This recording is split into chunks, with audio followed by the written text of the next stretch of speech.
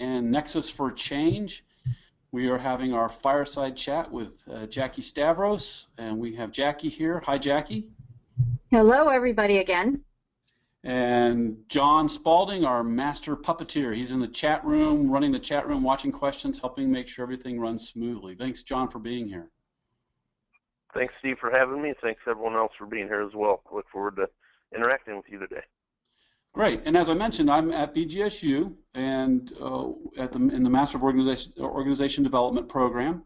I'm also part of the Change Handbook, which gave birth to the Nexus for Change. It inspired the work because there's so many great people doing collaborative work around the world, including Jackie and all their work. And one of the things that is a common theme is you're not alone. We're not alone. And all that great work can be connected through a community through Nexus. So Nexus focuses on collaborative change and bringing all those collaborative technologies and processes together, and the people, thought leaders, scholars, practitioners, students, leaders out there doing that, brings them together. And so the Fireside Chat here is with one of our masters, our master of SOAR, and Jackie's at Lawrence Technological University. And we're really glad to have you here, and we're going to have a nice little Fireside Chat with you, Jackie. And she's a professor, DBA program director for the College of Management at Lawrence Technological University. And as I mentioned, John's in the chat room, and we'll all be monitoring that. And there's me, Steve, as the host for today. So, Jackie, as we sit around the fire, what does a virtual campfire mean to you, and what is your experience with having a campfire chat? Well, I actually hold Fireside Chats in my doctoral program on the last weekend of class, and the only difference is I found this great DVD that actually has a real fire and crackling sound playing. But what it's really nice is it's more of a conversation versus a one-on-one presentation, I think. So that's why I was really excited when Steve asked me to do this. Yeah, and we want to get to know you, and we want to get to know some of your thinking, and there'll be a little bit of practical and a little bit of personal, and we'll mix it up, and let's jump right in. Focus as an element of appreciative inquiry. What does focus mean to you?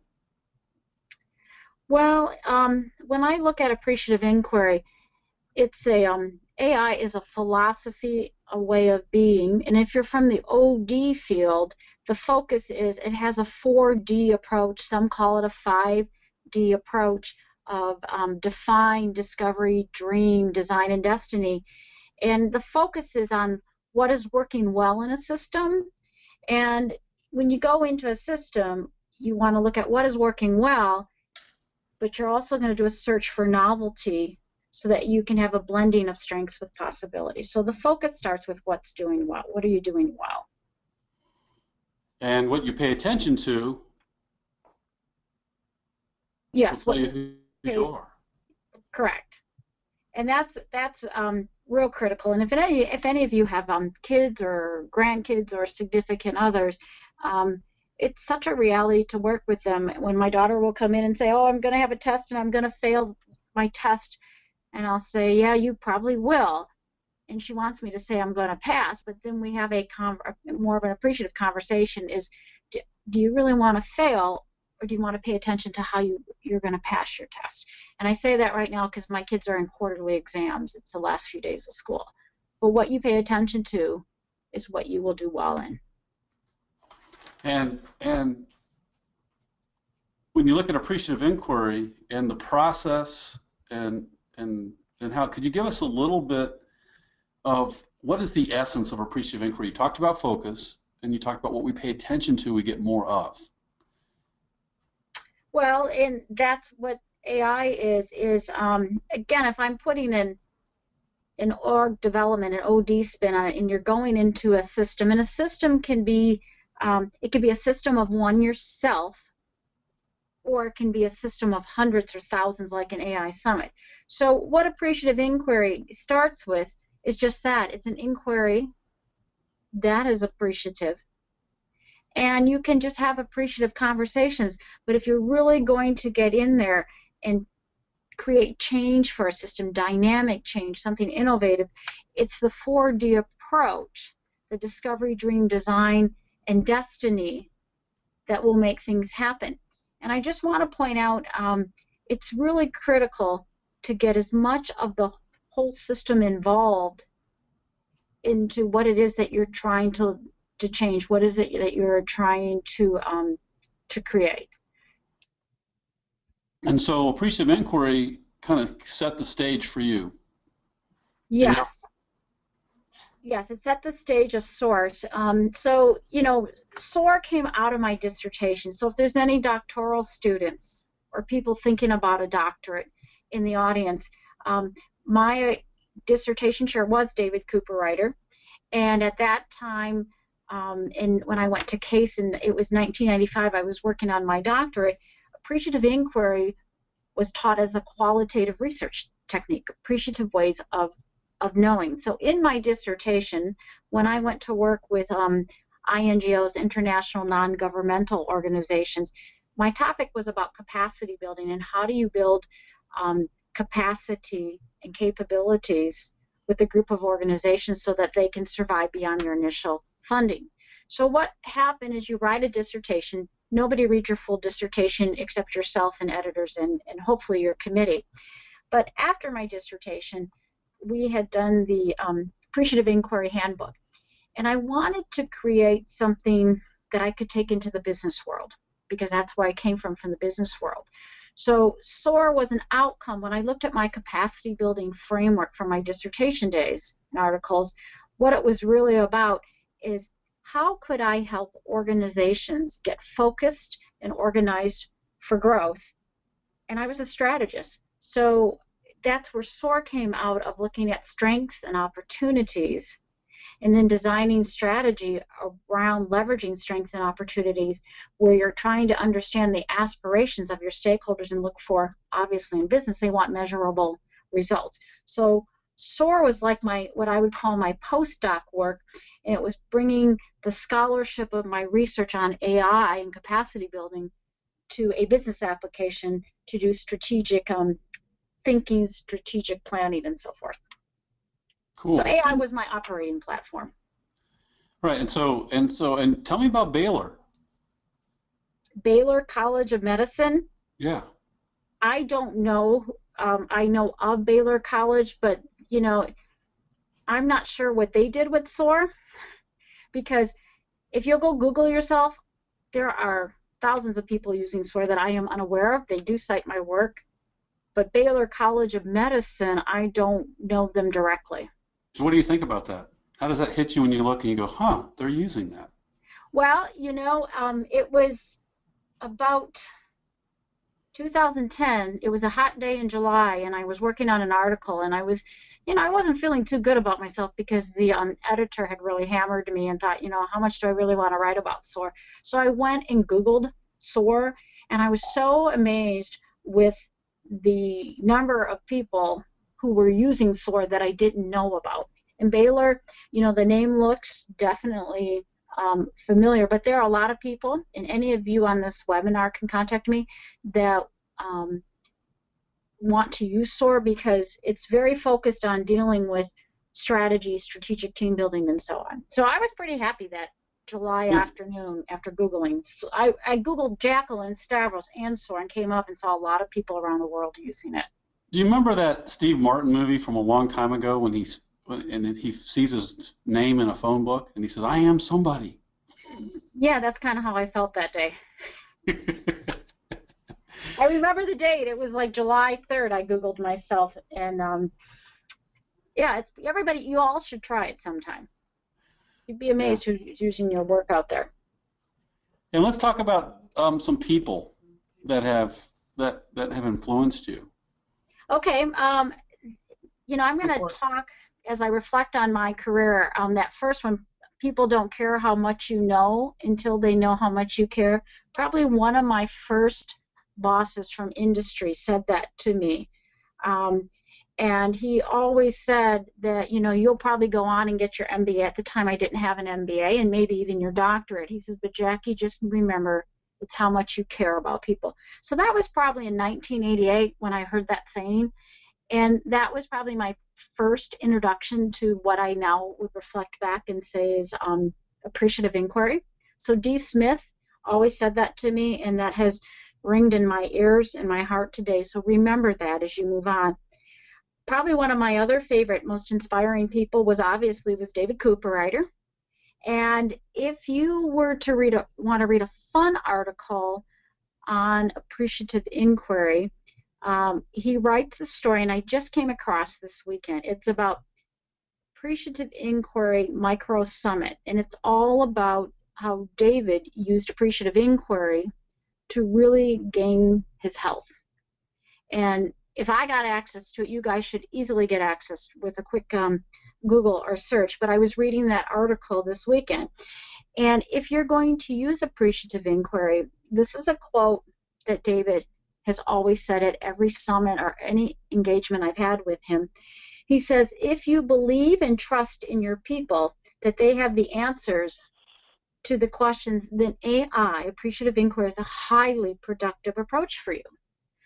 So you may go into a system, and some of you said, how do you engage clients? How do you engage the executive team? If they have more of an us and them mentality, AI doesn't work. I've been using AI since 1995, and only twice did it not work. And I go back and attribute it to this quote that it's not a highly productive process if there is an us versus them mentality in an organization. Mm-hmm. I don't know how to turn my office phone down, but I'm trying, you guys. You can put them on speakerphone and have them join us. Okay. So yeah, so compare that quote to Mark Twain and tell me what your reaction and how. Is there any wisdom in this quote from him? Yes. When I was in the 4th grade, we used chalkboards, and I had to write on the chalkboard 500 times, silence is golden. And that is really, I didn't understand it as a 4th grader, but now as an adult, as I coach my own kids into, they have disappointments in life, and I tell them, you know, they want actually mom's advice how to handle. I tell them sometimes saying less is best. How do you reconcile that and kind of reflect that with the notion that, you know, believing in the, you know, in the people and their wisdom and getting them to speak if they believe this? I think. Or I guess another way of thinking is, how do you get people to move beyond this in a positive way?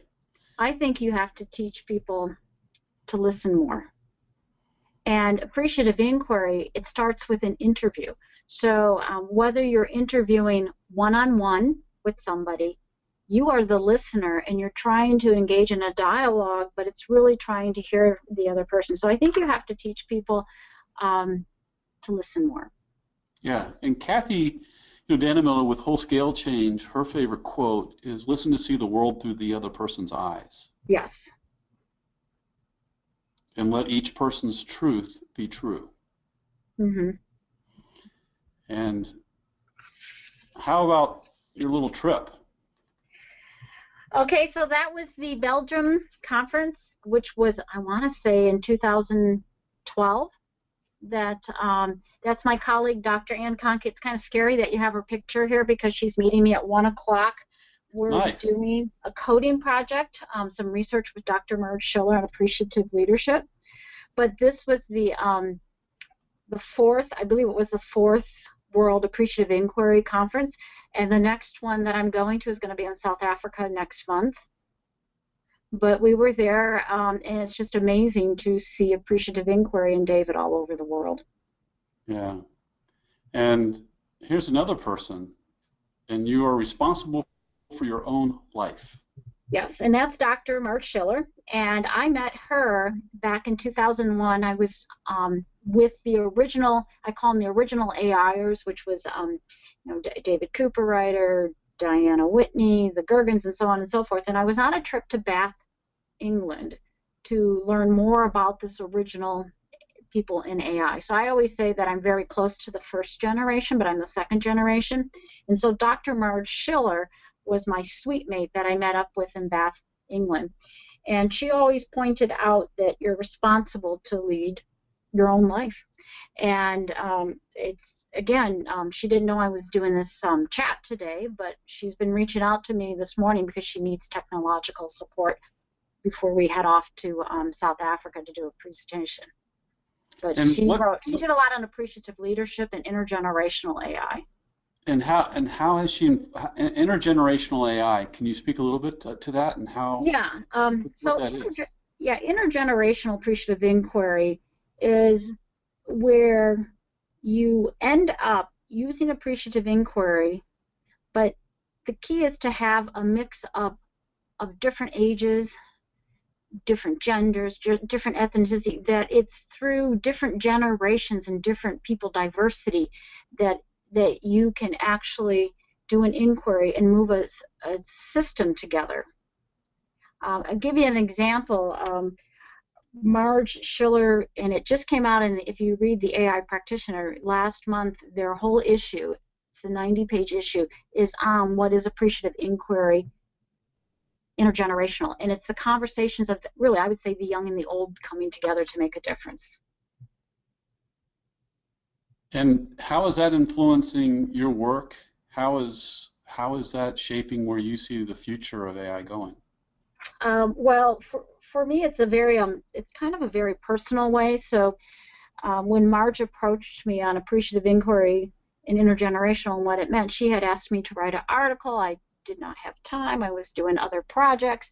But when Marge took the time to speak to me about intergenerational conversations, I thought of my 16-year-old daughter that was having one of those ain't it awful moments, and that through the conversations with not just her peers, but with actually her parents, her grandparents, teachers, that she began to spiral out of her own negative thinking as to what she could do, what she could be, what are the possibilities for her. So I have to tell you, she's 16 years old. She's a very good writer. She submitted a what I would call a blind abstract to the Appreciative Inquiry South Africa conference, and she got it accepted.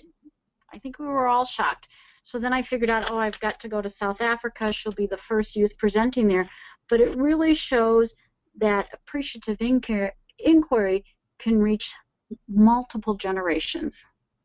And that's how it's very important, is that it's not the elders helping the younger person, but through the conversation, the younger people can also help the different generations.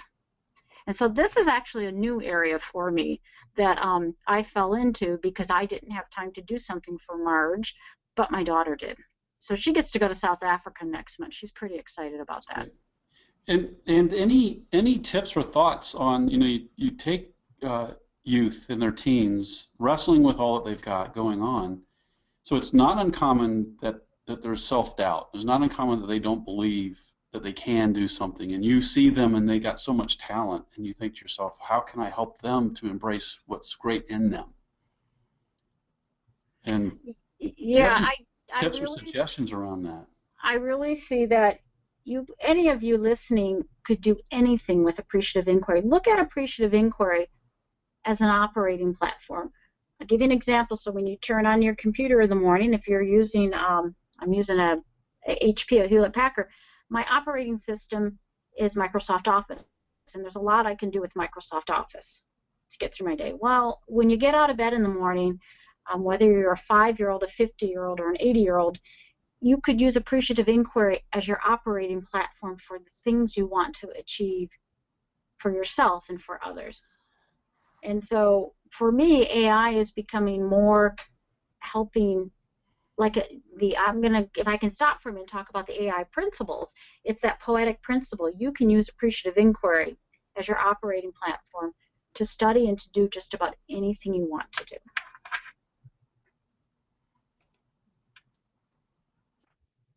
And how was this trip that you took?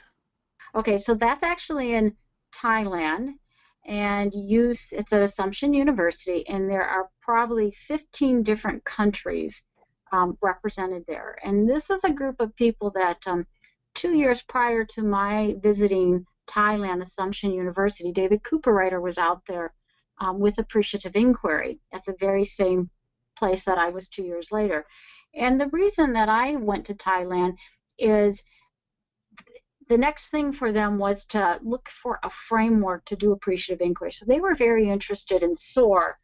And the lady, Dr. Perla, who invited us out there, she said, you know, SOAR to her was a profoundly positive approach to strategic thinking and planning and doing. So she had invited my colleague, Dr. Cole, and I out there to hold a workshop with her master's and doctorate students. We actually held a summit. People who were using SOAR throughout these different countries did presentations to us, and we were able to coach and counsel them as to what to do next. So Thailand was just a wonderful opportunity to work with the people in some of the Asian countries. And what's the general reaction when you look at the cultural differences?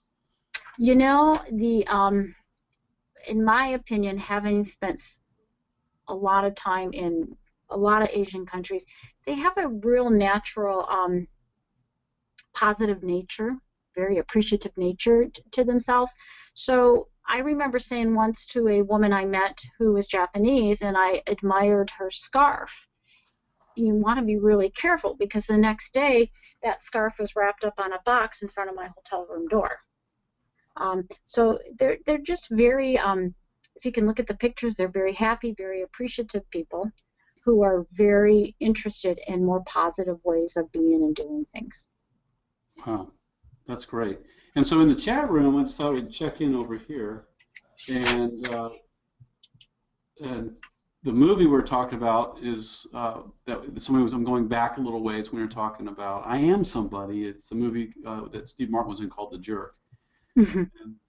And Joe says he loves Maxwell. Maxwell's great. And people are talking about AI in a digital setting. There's a bit of a conversation here between some of the master students. Brody is in our master's program right now, and we're doing a lot around digital. We do collaborative processes, and they learn that. And they learn the different methods, and we also look at the role of the digital platforms that can be used with the various different processes like AI or Future Search or World Cafe or Whole Scale and Open Space and so forth. So it seems to be a bit of a conversation out there. And then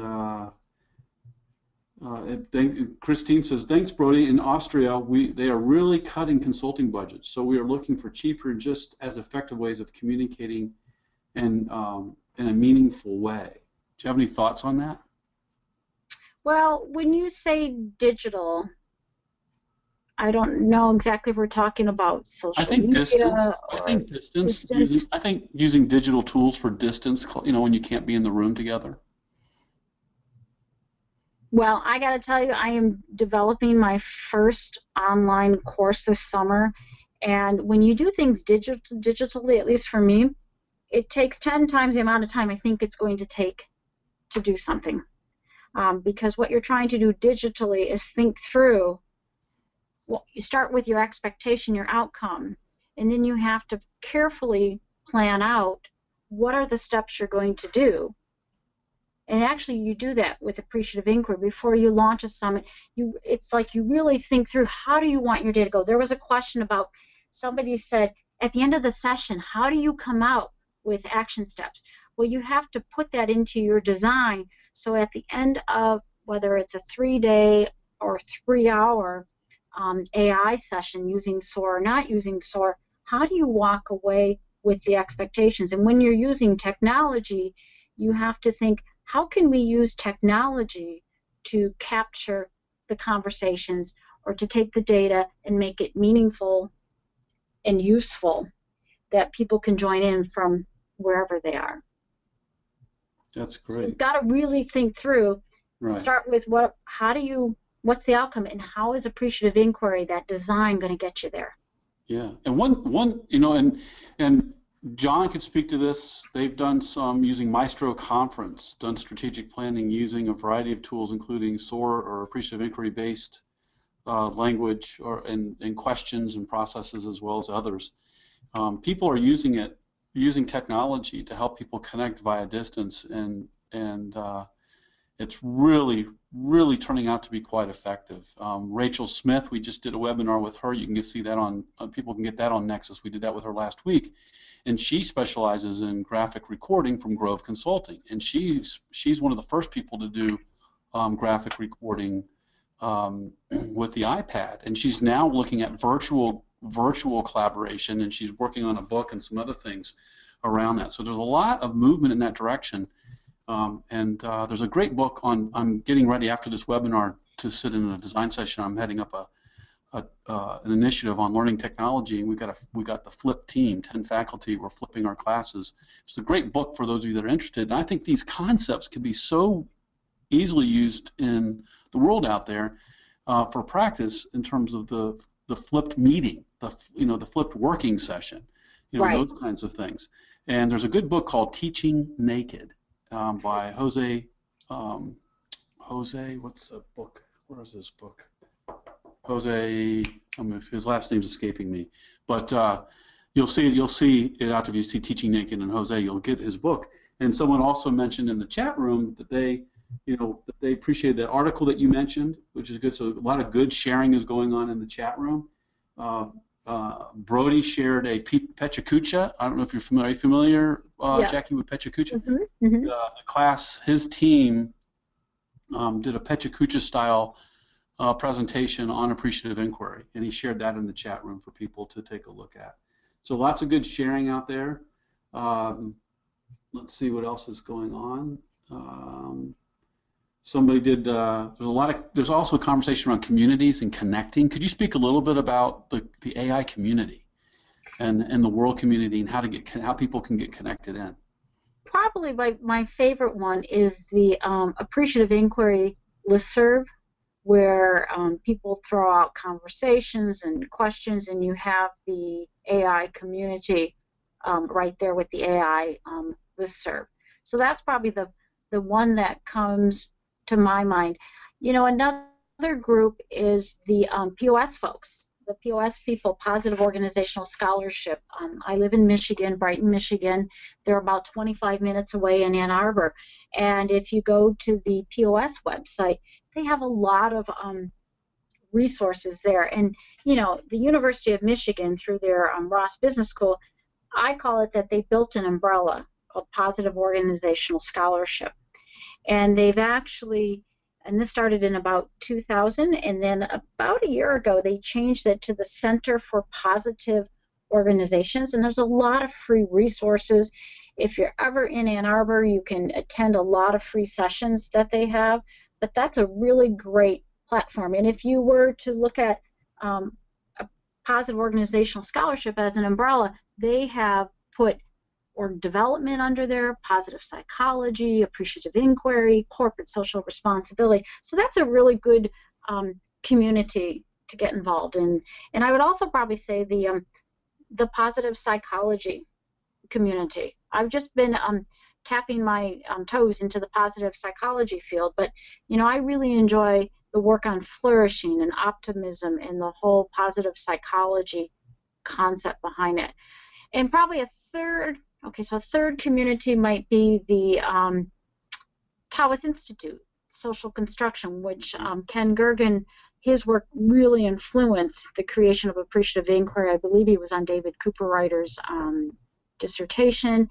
And, if you go to the Taoist Institute, you can engage, and there's a lot of free stuff from the Taoist Institute, and it's the social construction, the first principle of appreciative inquiry, that words create your world. So let's switch gears and talk about your good buddy. Oh, Al McCord. What a day today. I have connected with every person that has inspired, except D. Smith, the first one. Al McCord was the interim dean. He was actually provost, associate provost here at Lawrence Tech. And, when you go through change and they needed an associate dean to work with the interim dean, the only reason I did this was because of my respect for Al McCord. And I want to say two things he taught me, and these are powerful phrases. If you're ever put in a difficult situation to run a department, or an organization, or heck, a family going through change. But Al McCord said, Jackie, you cannot protect anyone's integrity but your own. You're responsible to protect your own integrity, but you can protect the integrity of an organization and where you want to lead it. And he said, so my job as an associate provost is to protect the integrity of the provost office. So I thought that was a real powerful statement. And the other thing he taught me, if you're a person that has too many projects in a day or a week, he said, make sure you learn how to close loops. So when you get something done, you close a loop. And if you're not getting something done, and there's a reason, you got to take time to close a loop on why you're not going to finish a project versus leaving that loop open. So those were two advices. And Al just retired, and I'm going out to Ann Arbor. He's a huge Michigan fan, but I'm going there Friday afternoon to get some counseling because this guy is amazing with technology platforms and how you use technology to collaborate and work in teams. So Al just said I could come out to Ann Arbor this Friday and spend a couple hours with him. That's great. So let's talk about love. I choose to be happy, yes. It's rare, but when I was in high school, I met this guy named Paul Stavros, and I told him someday I would like to marry someone like him. And we were best friends, and it's a long story why neither of us had dates to the senior prom, but we decided to go as friends, and I've been married to Paul for almost 28 years. And Paul is the most appreciative soul I know because he's had a lot of health challenges. And one thing he said to me on our wedding day was, I choose to be happy. And when he's been on the edge of somebody saying he wasn't going to make it, and this was due to health reasons, I said, how are you handling all of this coming at you? And he always says to me, Jackie, I choose to be happy. So every day we have a choice. Now, don't get me wrong, he has some pretty crummy days, but they're far and few between. But he knows how to pull himself out of a deficit spiral no matter what's been brought to him. And he says, I choose to be happy. Do you have a moment when you were working on your dissertation where you had to choose to be happy? Yeah, I'm sure you've been there. It was the final chapter. And in those days, email was being used, but not very much. And it was probably March of 1998. And I got the last chapter back. And one of my dissertation committee members bled all over it, meaning there was lots of marks. And I just, at the time I was 6 months pregnant, I said, how am I going to get through this? And I just remember taking a nap for 3 hours. And I remember my husband looking at the comments in my final dissertation, and he said, let's choose to be happy. We can fix this. So he actually sat down with me at my computer, and I chose to love my dissertation, to be happy in the moment, and to handle all those readings. And yeah, dissertation can be a very lonely process, but it really takes a lot of people to pull it off. So I ended up loving my dissertation. So I want to go at the heart of this because I think when it's connected to your soul and the essence of who you are, of who I am, of who each of us are, we have a purpose, and this purpose I think can take so many different forms. But we have a sense of something that makes each of us unique, and we know it's there. And in my class, I'd love for you to speak to my students about this. The ones that are here, I hope you all can take this back to the other students and share this. They've been invited to right now at this part, they're at the beginning of the program, to think about what is their gift in the form of their method, their SOAR, that they're going to take out to the world.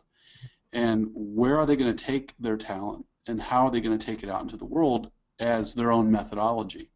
And so they're given a challenge or an assignment, and it can be challenging, to not only reflect on their experiences and to look at their portfolio, and then to kind of move from what their portfolio is to connecting that to what their talent is, this method, this gift that they want to bring out in the world, translating that into their methodology and thinking about what is it that I want to do? What is it that I want to do next? When I get this degree, I'm going to do something with it.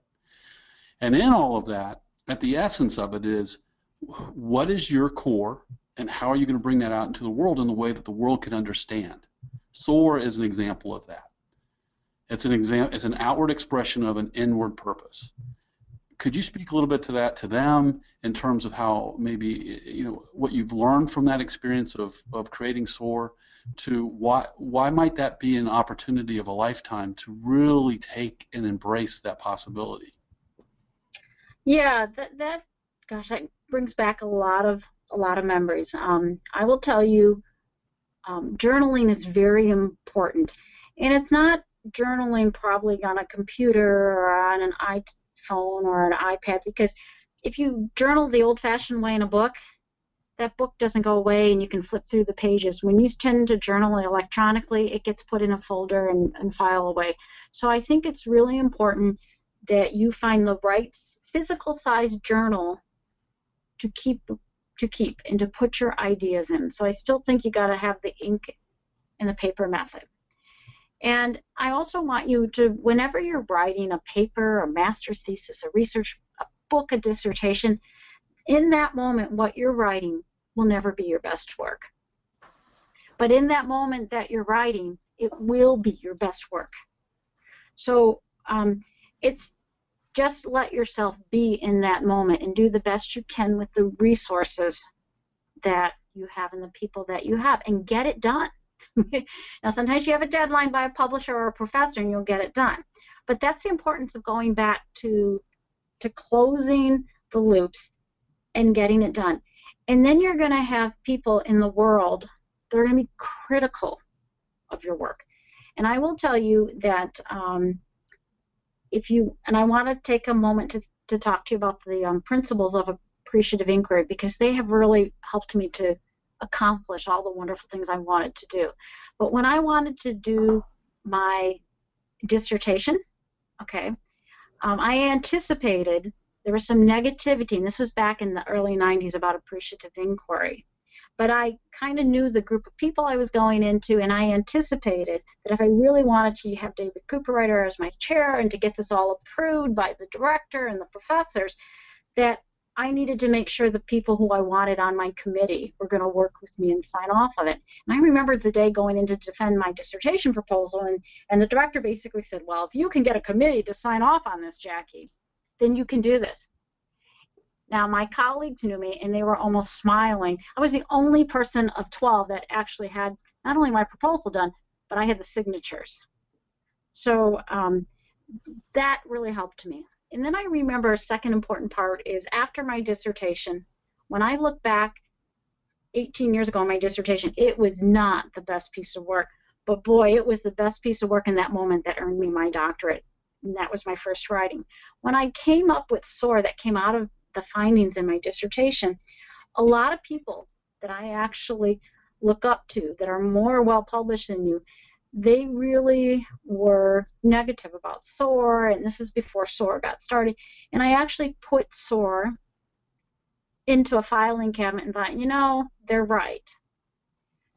But then when you look at these principles and you start to really use the construction principle, and you look at having conversations with people who are really interested in what you want to do, and looking at the way you want to do something, that the simultaneity principle, inquiry creates change. I began to apply appreciative inquiry to my own project of SOAR, and I chose to study this and to study this with other people.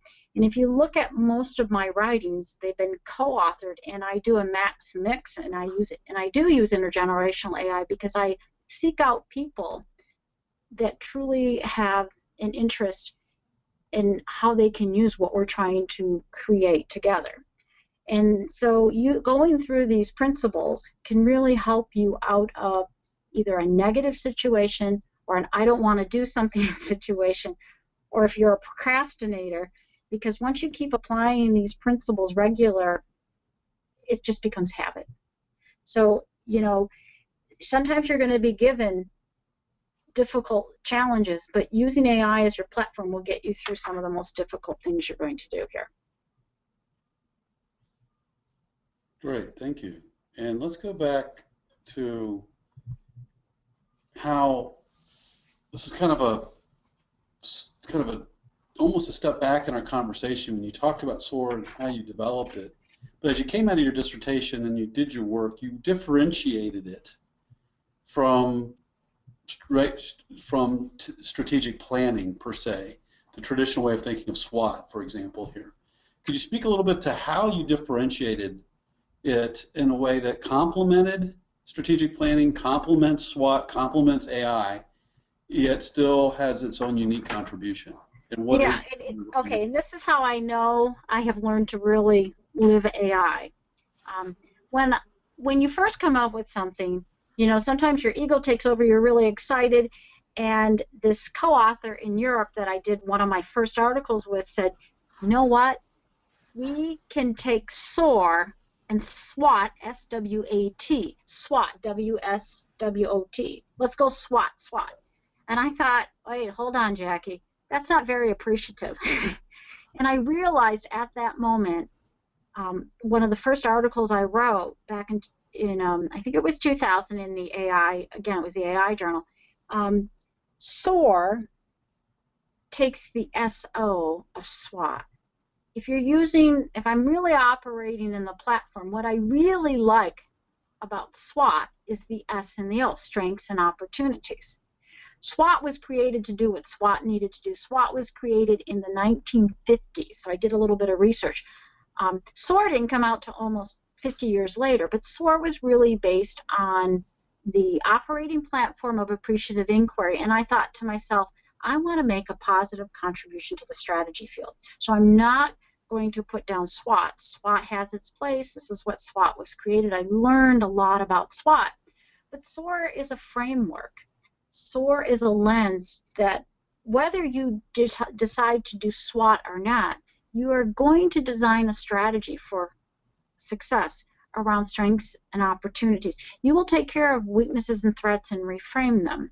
So I really learned to live the principles of appreciative inquiry as I went through the creation of SOAR.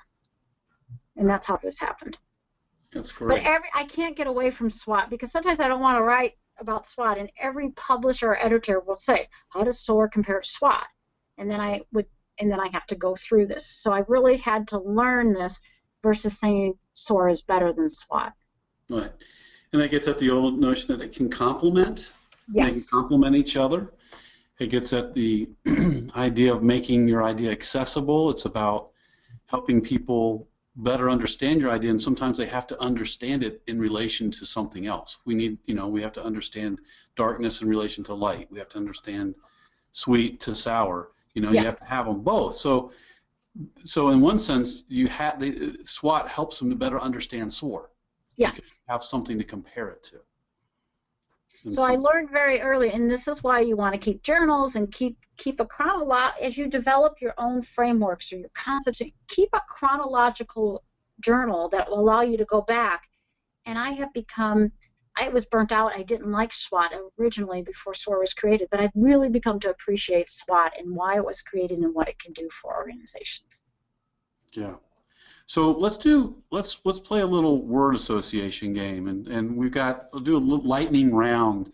So just let's get a sense of get some reactions to some of these concepts that you said that influenced your work. And so give us a phrase, a thought, a way of thinking, or what's the core contribution it's made to you as we go through some of these concepts. Positive psychology. What do you say? When I see positive psychology, it's how you think and treat and behave to yourself and others. Am I only allowed to say one word? No, you can say more. I just want to know what your reaction is to. What is it? I learned about positive psychology. Positive psychology came out after appreciative inquiry. And I got to tell you, I really enjoy learning about positive psychology because its appreciative inquiry has heavily influenced positive psychology. And that's more of a fun thing about what I do when I have time, is reading about optimism and flourishing. So the positive psychology stuff to me is just fun. So just fun. How about positive organizational scholarship? That actually was important to me, to be able to put my research and practice into a playground that was developing a strong reputation, because there's still a lot of naysayers saying AI is too soft, all this positivity. But when something's coming out of the University of Michigan and their success and some of their best faculty are in this POS, that this umbrella lens was really helpful to say, this is where I'm going to put a lot of my practice and research into. So, you know, there are probably, if you Google, you'll probably find 1 million books on leadership. You may find 35 books on appreciative inquiry, and you would probably only find a dozen books on POS right now. So when you take POS, it's something that you can get your arms around and not have to say, well, which of these 1 million books do I read? I recommend the Positive Organizational Scholarship. First book was published in 2003. You can get it from Barrett Kohler. And then the more expensive Oxford handbook from Oxford Press came out in 2012, and those are the 2 main POS books you need. And then there's other books based on your application or interest. So you can really get your arms around the POS field. Awesome. And Brody, you're out there. I'm going to unmute you at some point if you can. Raise your hand raise your hand if that will work. And I'll bring you in at the end to give us a summary of what's going on in the chat room, any questions, and wrapping up. We'll do that in just a few minutes. Wanted to give you a heads up if you're open to doing that. So how about next here? Let's look at whole systems. When I see whole systems, I'm wondering, when do you add the S and when do you take the S off? Because I'm a real detailed writer.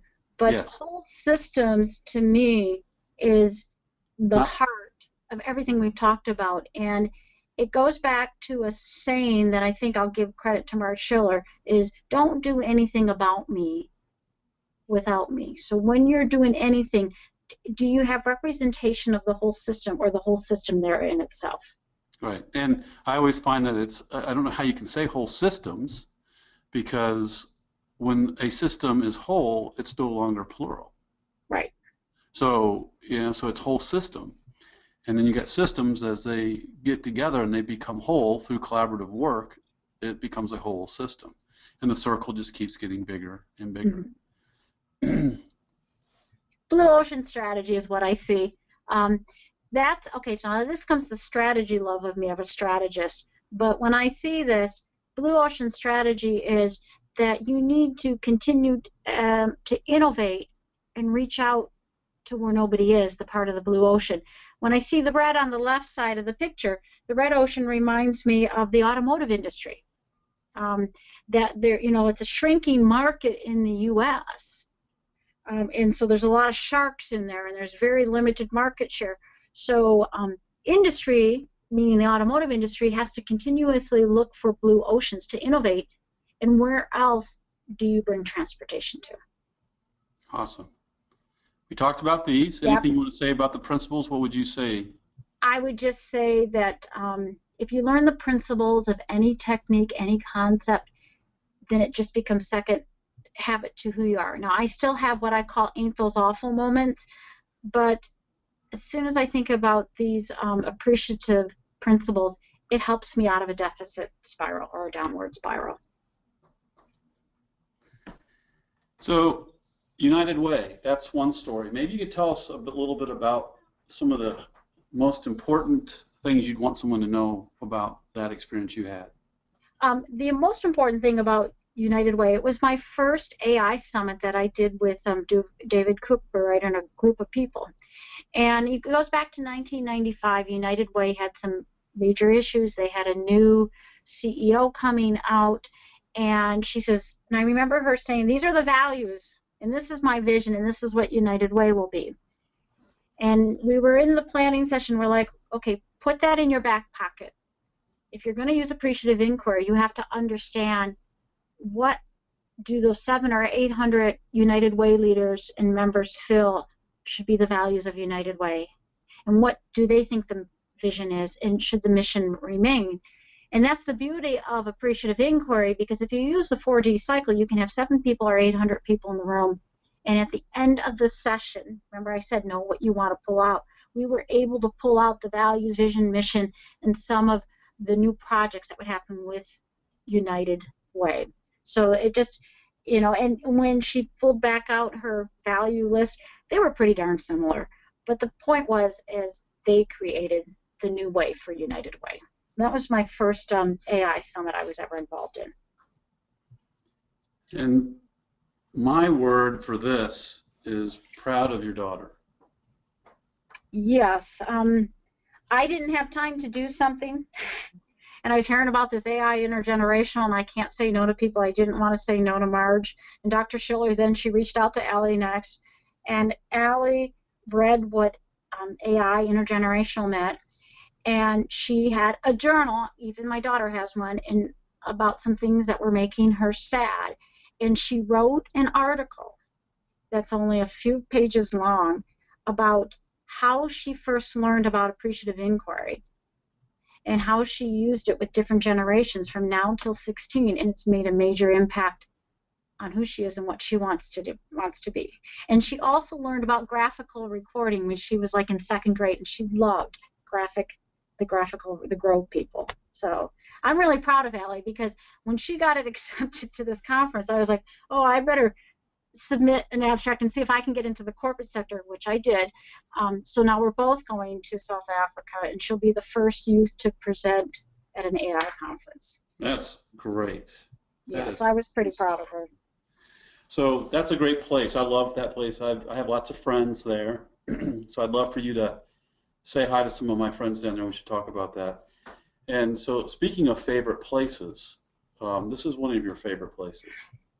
Yes. I believe it's really important to find time for yourself to especially exercise. And the older you get, I think the more important this is. So I told, when Steve asked me some of my favorite places, I actually said Pure Bar. Now, it's not a bar where you drink. I actually take my 16-year-old with me there. But if you were to Google Pure Bar, P-U-R-E, and B-A-R-R-E. This lady is amazing, her franchise. It's the only workout that has kept me motivated for over a year now to work out just about 4 or 5 times a day. And when you do go to a Pure Bar, you can go free on a Friday pretty much anywhere in the U.S. Then let me know how you're feeling the day after. But it's probably one of my favorite places to just go, let go, and exercise. That's cool. And what does it mean to tuck? Oh, it's painful. It's interesting. Pure Bar operates from the core, just like Appreciative Inquiry, the positive core. So you have to learn when you're exercising to work from your core, and you're always having to tuck something in on your body. Whether it's your back end, your stomach, that's what the tuck is. I love that quote when I saw it. And there's Alaska, and yes. There's Hawaii. One of my, yeah, that's great that you found Alaska and Hawaii, but one of my favorite places is, you know, I live in Michigan, so everybody goes to Florida for a vacation. We have told our kids we're going to see all the states by the time they're about 25. But 2 of my favorite places that we traveled to was Alaska and Hawaii, because to me they're polar opposites, and I can see why foreigners think when you go to Alaska and Hawaii that you're going to a different country. But they're part of the U.S., and they're just 2 wonderful countries, especially if you enjoy being with nature. And then you get to come back. Yes. To Brighton. Yep. Brighton, Michigan. That's awesome. Yep. I live in Brighton. I just love living near a small town. Wanted to live in Ann Arbor, but Brighton was a little bit smaller for me. So we're about to wrap up, and Brody, if you're out there, I'm not sure. I'm going to check here and see if you're able. Yeah. So I'm going to unmute you. We just have a couple minutes. We're wrapping up now. So if you could, Brody, summarize a little bit of what you're seeing in the discussion room, maybe a question that you might want to throw out for Jackie as we wrap up. Hi, Brody. Hey, how's it going? Great. So looking at the chat room here, some of the conversation and the thoughts, just to sort of recap, have been around the SOAR component and what that looks like and how that incorporates with the summits. Another big thing that was talked about was the AI in the digital world, and there's some discussion happening around how important it is to factor in the capabilities and limitations of the technology into the design element. So those are kind of the big themes there from the group. And I asked for burning questions. There was some gratitude thrown out. Thank you so much on behalf of all of us for sharing some of your time and knowledge with us, Jackie. I guess the thing kind of to walk away from is where could we go to get more resources on this, especially for those of us who are students of AI? You mean resources like reading resources, journal articles, dissertations, so on and so forth?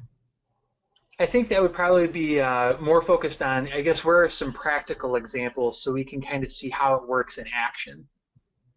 Well, what I would ask you to do is you can go, and I know I gave these on some notes to John or and Steve. You could go to the www.SOAR, SOAR strategy.com. You can go to the website. I have some papers there. You could send me an email and say, I'm looking for X, Y, and Z. One of the things that Steve knows about me, I'm extremely responsive to people no matter how busy my life gets. So I can guarantee that if you send me an email within 48 hours, I will respond and be happy to help you out. If that's what you're looking for, is more reading on what is it you want to look for, what type of examples. That's awesome, great. thank you. That answers a question from myself and from Christine from Vienna there. So is there a particular handbook that you would recommend as a resource? Christine is asking. It depends what you're doing. If you're just wanting to get a taste of AI, a taste of SOAR. The other day I was meeting with a general counsel of a company who wants me to do some work with them. They don't have time to read big fat books and articles. So I always recommend the thin book of Appreciative Inquiry and the thin book of SOAR, because these books are typically under $12, and if you don't like them, you're not going to be mad at the people who wrote them. But they're really short books to get you at ground zero, is really what is AI and what is SOAR. So those are like the two base books. Now, if you're really interested in AI in higher education, I'm going to recommend the AI in higher education book for you. So it really depends on how much you want to read, what are you trying to do. So that's why I would say if you sent me an email, I would say, or we could have a 10, 15-minute phone conversation, this is where you need to be going, because there is so much out there. What I would offer, Jackie, is we're going to have a place on LinkedIn for a follow-up discussion. So I think everybody should just huddle back there after this, and you can share that there, so you're not sharing it with just one person, you're sharing it with multiple people. Okay. So I would encourage Brody for you to do that. Go to the LinkedIn. John will get that set up. He'll talk about that next as we wrap up. He'll talk about the next steps here. So with that, Jackie, thank you. This has been fun. It's fun to wrap up. And John, why don't you chat a little bit with us about what some of the kind of next steps and some things like that. Great. Are you there, John? Thanks. Yep. Thanks, Steve. Thanks, Jackie. So a couple next steps, and we've started that. We usually do our bumper sticker Gestalt checkout. Just give in the chat room a word or phrase that describes what you're taking away from today's session. Join us for an online debrief on LinkedIn. It's tinyurl.com/Nexus for Change LinkedIn. You can also, if you're just in LinkedIn, you can search Nexus for Change and join the group, and we'll get you in there. If you're already in there, then you probably see our stuff anyway. But it's tinyurl.com/Nexus for Change. When you leave today, our little checklist guy over there with a pencil and his thumbs up, in GoToWebinar, they'll give you a prompt that says send us feedback. And what that does, that'll open up a survey where you can talk about what your reactions to today's session were, including how you would rate the session, any feedback that you have for Jackie for future discussions, and then any feedback you have to us at Nexus for future webinars. And then we have 3 conversations coming up. That's not the right slide. So yeah, go ahead. You got some? Go ahead. Talk about the next ones. So we have 3 sessions coming up that I think that you guys are all going to be very excited about, and we're happy to do this because we're going to be using Maestro Conference, and this will be one of the first times over the last couple of years where we'll actually be able to meet virtually with all of you in a small group type setting using Maestro Conference. And so we have 3 great conversations coming up. The first one is a conversation on the future of conversations with Brian Burt, the founder of Maestro Conference and the BGSU MOD Maestro Conference team. That's Monday, June 22nd at noon. Then we have another one called Virtual Convening, a Wide Open Frontier with Ben Roberts of the Conversation Collaborative. That'll be on July 8th at 2, and don't worry, all of these will be sent out to you via follow-up email from today's session. And they're also, John, they're also available on Nexus for Change. Yeah, they'll be available on Nexus for Change as soon as they're set up. So this is kind of a sneak peek with the titles and the dates and what to look for. Then the last one is What's Next for Nexus, a meet and greet. So that's where we want to get anyone who's ever come to a Nexus webinar to come in there and meet us online, and we'll have some small group dynamic breakout sessions and talk a little bit about your experiences with Nexus and kind of help us figure out what's next for Nexus and what you guys would like to see from our growing community. And so all those will be available on Nexus for Change, and they'll be sent out via follow-up message from this session within 48 hours attached with the resource slides and the recording. Awesome. Thank you, John. And so one thing I'm really proud of the Maestro group in our master's program in organization development here at BG. The groups pick a methodology to master. Brody picked AI. Another group has picked Maestro Conference, and what they do is they're demonstrating the technology as they learn the technology, and they get to meet Brian Burt and those kinds of things. So it's really, really great for them, and I'm very proud of the work that they've done, and I'm looking forward to that session. And John and Jeremy have helped that team and mentored them, so thank you very much for that. So with that, we've had a really great session here today. And Brody, any other final comments from the chat room as people are checking out? You know, I think Brody posted in the chat that he had to go. I'm not sure if he's still on. But a couple things. There were a couple people from Robin, and I think the other person was from Jennifer. If you could, Jackie, maybe off the top, speak a little bit more to the results of SOAR, especially used in summits. If there was anything you would add from what you already said about using SOAR and getting great results, especially in your summit. So I want to hold that there, John. John, Jackie, what I'd like to do is put that over at LinkedIn. Okay. And if you could answer that question over in LinkedIn, I'd appreciate that. And John, maybe you can repost that question as a kickoff starter for the conversation here and any other comments that people have had. Would you be willing to do that? Yeah. Do that right now.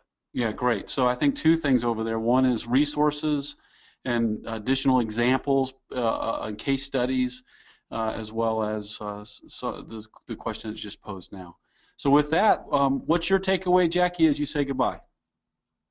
This has been a lot of fun, and this has been the most fun I've ever had because you're right, I didn't have to prepare much. Steve, you told me it would be a chat, and your slides were amazing, so thank you for your time. You're welcome. And thanks, everybody, for being here. And we've got lots more coming up, so go to Nexus for Change to learn more about the upcoming webinars, to see recording histories. We've got tons of history from the last, 7, 8 years with some of the best thinkers around the world. So go take a look and enjoy all that, and keep up the good work, everybody. Bye for now. Thank you.